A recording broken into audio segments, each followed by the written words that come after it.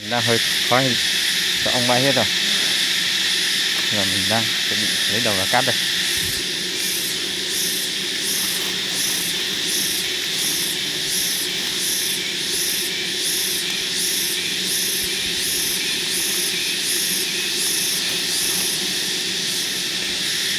Này, các bạn thấy trời mặt xem nhé. Đây là vận động viên thuyền 100% đấy. Ông đang bay đầy đây. Không có khá nhiều đấy. Tại tí mình đang cứ chắp từ cái đĩa toàn nhẹ chắp vào đi. Ôi giời, chắp vào lên đây. Sao thằng mua kiệt đi này. Ê, không thấy con. Không mua cường cầu này. Nhìn đấy. Và chiếc xe tàu nó rồi sen đan trong này nó đây. Đan đây. Giờ lên phía sau tàu vô là chạy hút sau tàu cuốn đây. Đan, nhìn đan tạt lên xin này. Ủa, cái gì thành nhìn đan này.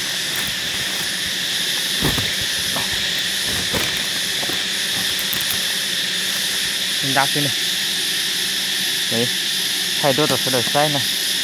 Nó lên thì bỏ lại rồi bắt lại nhá. Đây, nhìn đấy, thay được xe đây, xe lên nó này. Dù ý tụi tôi muốn đa xe dù chỉ tàu trả lên này. Ít tụi gì đây, thay lên nào tôi xe bỏ lên nó này.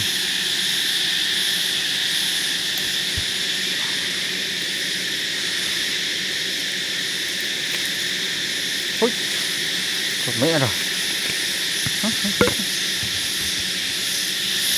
Bắt ra cái kia lại. Cái kia lại. Tại vì tôi cho nó cũng hậu hết rồi, tán nò lên lại.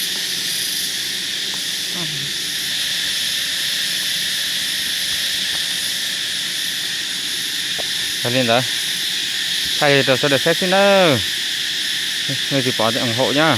Có ai khi lớn mà ông Đường Nguyên Chất thì thấy ủng hộ alo cho mình nha.